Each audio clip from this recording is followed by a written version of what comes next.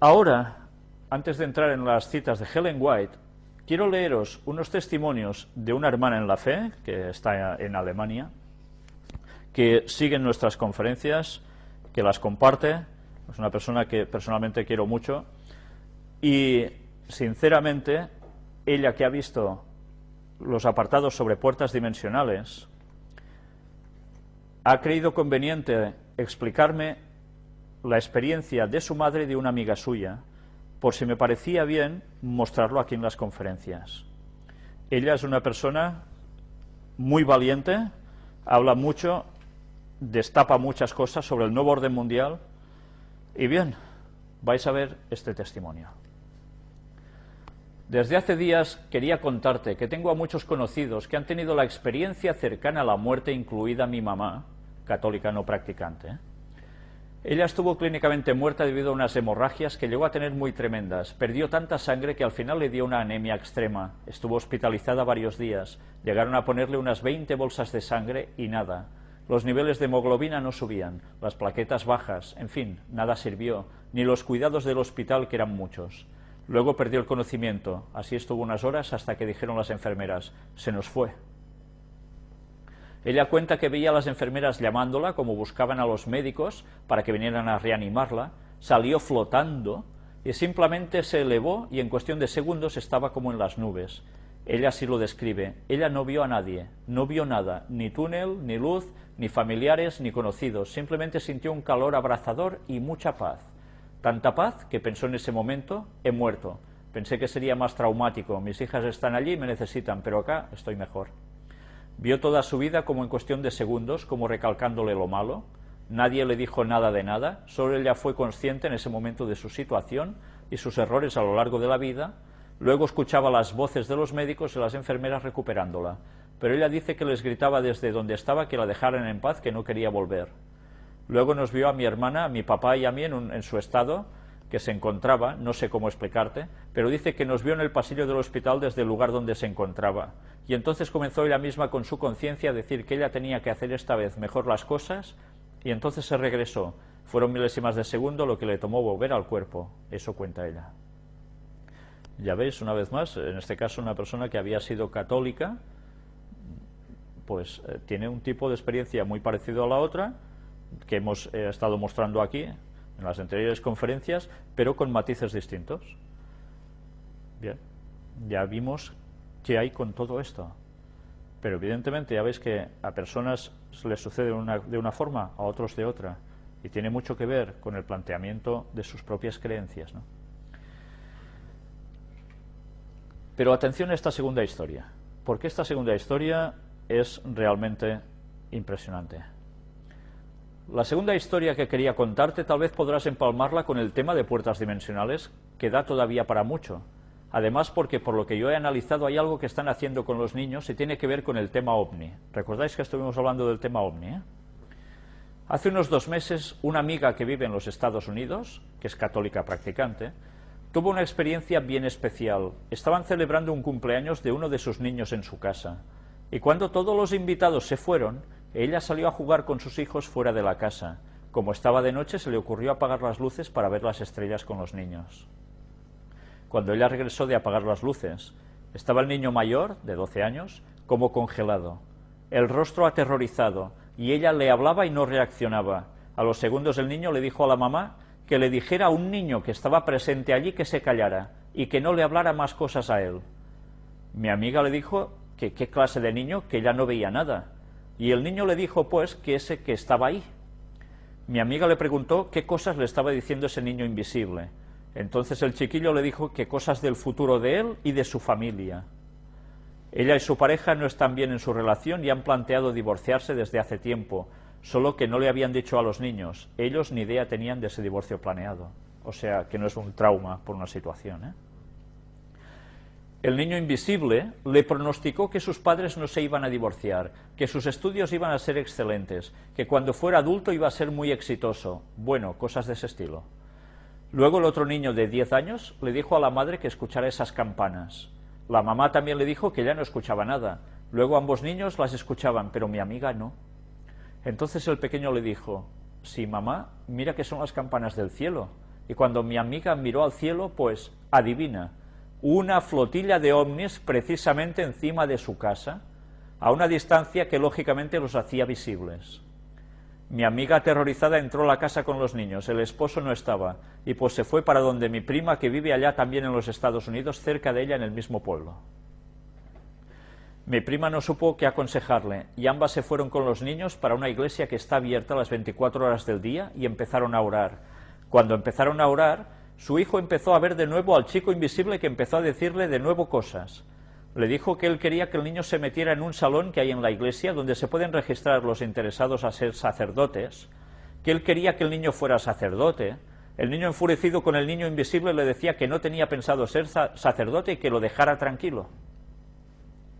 Tanto la mamá como mi prima no veían al niño ese, y la única referencia que tenían del niño es que, según el niño, que lo podía ver, ese niño invisible, luego se fue al altar, y así como luego el niño le dijo a su mamá, mira que esa estatua es del niño, y resultó ser una estatua de un ángel rubio de ojos azules que hay en esa iglesia, y que estaba a un lado de la estatua de la Virgen. Casi nada, ¿eh? Ella ahora está convencida que su hijo ha sido escogido para llevar a cabo un plan celestial y bueno. Anda creída de que ha sido escogida entre todas las mujeres para cumplir ese plan a través de su hijo. Casi nada, casi nada. Satanás está trabajando a por todas, ¿eh? Cuidado con los hijos, cuidado con nuestros hijos. Deben saber los niños ya la verdad desde pequeños, para que sepan que ante estas cosas el demonio está actuando y que no caigan en errores de que pueden ser cosas celestiales o a saber qué. Porque si no caen los niños, pueden caer los padres, ya lo veis. ¿Cómo está actuando Satanás? Evidentemente sabe que le queda poco tiempo y está yendo a por todas. Ahora quiere decir que nosotros, ¿qué debemos hacer? Redoblar esfuerzos, decir aún las cosas más claras y con más potencia. Y que Dios nos ayude para que muchas personas, a través de lo que digamos, sigan pasándose del lado equivocado a Dios. Y bien, vamos ahora a enlazar todo esto con las citas de Ellen White sobre la pseudociencia. Y seguiremos donde lo dejamos el otro día, en el tomo 2 de Mente, Carácter y Personalidad, libro recopilatorio de sus citas. Vamos a leer qué pone: control de una mente sobre otra. Instrumentos que cautivan la mente. Para cautivar la mente se introducirán formas de corrupción similares a las que existieron entre los antediluvianos. La exaltación de la naturaleza como un dios, la desenfrenada licencia de la voluntad humana, los consejos de los impíos, son instrumentos de Satanás para alcanzar estos fines. Se valdrá del poder de una mente sobre otra para ejecutar sus planes. Lo más triste de todo es que, colocados bajo esa influencia engañosa, los hombres tendrán una apariencia de piedad sin estar en verdadera comunión con Dios. Como Adán y Eva, que comieron del fruto del árbol del conocimiento del bien y del mal, muchos se alimentan hoy de los frutos del error. Y tanto. ¿Pero os habéis dado cuenta de lo que está diciendo? Se introducirán formas de corrupción similares a las que existieron entre los antediluvianos. La historia se vuelve a repetir. Y mirad qué detalle: la exaltación de la naturaleza como un dios. Panteísmo. Aún nos queda hablar sobre el panteísmo. Vamos a hablar sobre el panteísmo en el tema del Espíritu Santo y hablaremos también del panteísmo en las puertas dimensionales. Porque este mensaje hizo estragos en la época de Ellen White y iba a volver a surgir. La Madre Gaia. ¿Habéis oído hablar de la Madre Gaia? La Madre Tierra. El Espíritu que está en esas cosas creadas. Pues bien, ya hablaremos de todo esto en su momento. Pero ya veis, no hay nada nuevo bajo el sol. Satanás coge lo mismo de antes, tanto como puede, para volver a hacer caer al mundo. Y ahora somos más cortos que antes. Y antes tenían el jardín del Edén con ellos, hasta el diluvio. Tenían una evidencia delante suyo. Ahora o se indaga o no se ve nada. Una ciencia peligrosa. He hablado claramente con respecto a la ciencia peligrosa, que afirma que una persona puede poner su mente bajo el control de otra. Esta ciencia es diabólica. No podemos someter una mente a otra, nunca. La influencia mental en el tratamiento de los enfermos. En el tratamiento de los enfermos no debe pasarse por alto el efecto de la influencia ejercida por la mente. Aprovechada debidamente, esta influencia resulta ser uno de los agentes más eficaces para combatir la enfermedad. Eso es cierto, ¿no? La opción mental de, ostras, te puedes sanar, sigue y tal, pues esto ayuda, ¿no? Sin embargo, se afirma que hay una forma de curación mental que es de las más eficaces para el mal. Por medio de esta supuesta ciencia, se sujeta una mente a la influencia directiva de otra, de tal manera que la individualidad de la más débil queda sometida a la más fuerte. Sostiénese que cuando una persona pone en acción la voluntad de otra, el curso de los pensamientos puede modificarse y pueden transmitirse impulsos saludables que capacitan a los pacientes para resistir y vencer la enfermedad. Este método de curación ha sido empleado por personas que desconocían su verdadera naturaleza y tendencia, y que lo creían útil para el enfermo. Ignoraban lo que tenían entre manos, ¿eh? Pero esta ciencia espuria está fundada en principios falsos. Es ajena a la naturaleza y al Espíritu de Cristo. No conduce hacia aquel que es vida y salvación, quien atrae las mentes hacia sí mismo, las induce a separarse de la verdadera fuente, en mayúsculas, de su fuerza.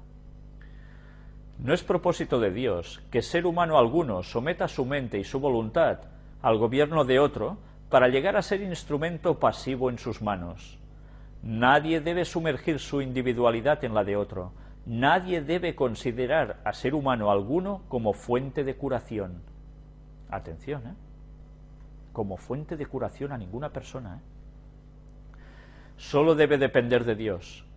En su dignidad varonil, concedida por Dios, debe dejarse dirigir por Dios mismo y no por entidad humana alguna. Dios quiere poner a los hombres en relación directa consigo mismo. En su trato con los seres humanos, reconoce el principio de la responsabilidad personal. Procura fomentar en ellos el sentimiento de dependencia personal y hacerles sentir la necesidad de su dirección. Desea asociar lo humano con lo divino, para que los hombres se transformen a la imagen divina. ¿Habéis visto en la primera parte de noticias que hemos hecho anteriormente cómo se dice que se va a hacer lo mismo la Iglesia Católica a través de la Sagrada Familia y de otras cosas? Conjuntar la imagen divina, ¿cómo? Pues asociando lo humano con lo divino. Mirad cómo Satanás utiliza lo mismo que Dios. Luego sencillamente lo tuerce hacia su lado. Nada más que eso, así de simple, ¿eh? Siempre plagiando lo de Dios. Satanás procura frustrar este propósito y se esfuerza en alentar a los hombres a depender de otros hombres. Cuando las mentes se desvían de Dios, el tentador puede someterlas a su gobierno y dominar a la humanidad. Y esto se hace a través de personas que dicen que sanan, ¿eh? No es por poder suyo, es poder satánico, ya lo hemos visto. Y someter una mente a otra, ¿qué quiere decir? Puede ser por influencia, sí, pero también por hipnosis.